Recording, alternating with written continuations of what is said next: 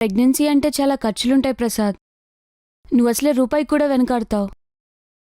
స్వాతి, నేను పేనాసో ఉన్నాయి కానీ నీ విషయంలో కాదు. హాస్పిటల్కి వెళ్దాం పద. హా, ఈవినింగ్ ఆల్రెడీ డాక్టర్ అపాయింట్మెంట్ తీసుకున్నాను. నువ్వు త్వరగా వస్తే వెళ్దాం. సారీ, ఫుడ్ పడేశాను. ఆకలేస్తుందా? ఒక్క 10 నిమిషాలు వెయిట్ చేయి, నీ వంట చేస్తాను. వద్దు, నేనే ఏదోటి అరేంజ్ చేస్తా. ఏం అవసరం లేదు, మళ్ళీ ఇంటింటికి వెళ్ళి దండుకొని తెస్తావు. ఒక 10 నిమిషాలు వెయిట్ చేయి, నీ వంట చేస్తాను. ఇది వంట చేస్తాను ప్రతిసారి నా పల్స్ రేట్ ఏంటో పెరిగిపోతుంది.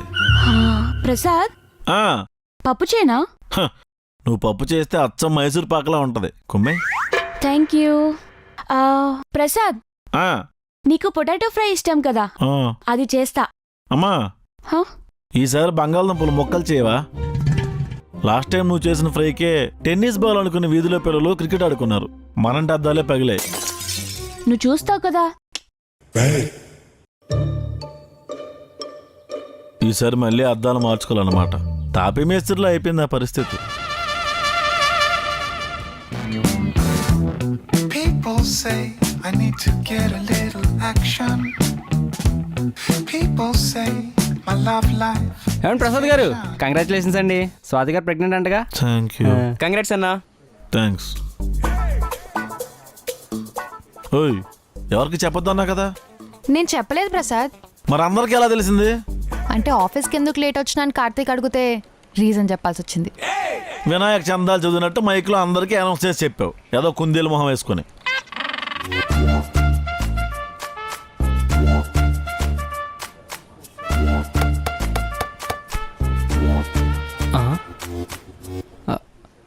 మేడం, స్వాతి గారు ప్రెగ్నెంట్ అవడం మంచి విషయమే కదా, దానికి ఎందుకు అంత సీరియస్ అయిపోతాడు?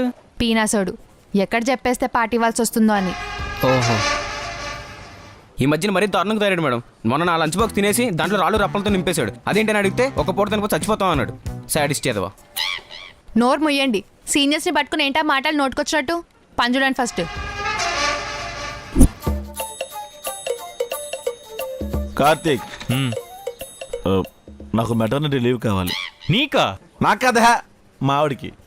స్వాతి కన్సీవ్ అయిందంట కదా, జయత్రి చెప్పింది. ఈ ఫార్ఫాల్ దానికి ఏం పని ఉండదా? మొత్తం ఊదహింది. అయినా ఇప్పుడు 2nd మంత్ 3rd మంత్తోనే కదా, అప్పుడే లీవ్ ఎందుకు?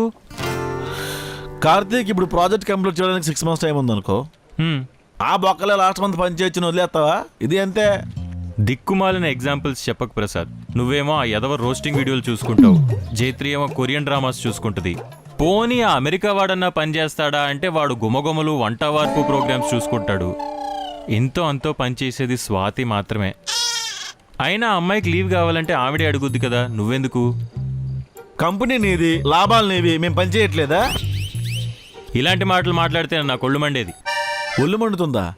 ఆ వేరు మొక్కల డాక్టర్ని పిలవమంటావా? ఇక్కడే ఫుట్పాత్ దగ్గర టెంట్ వేసుకుని పడుకున్నాడు.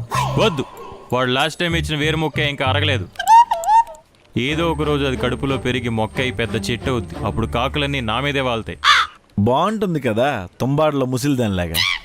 ప్రసాద్, హస్తరు వచ్చేస్తాడు కార్తీక్. కోపాడుక పడుకో.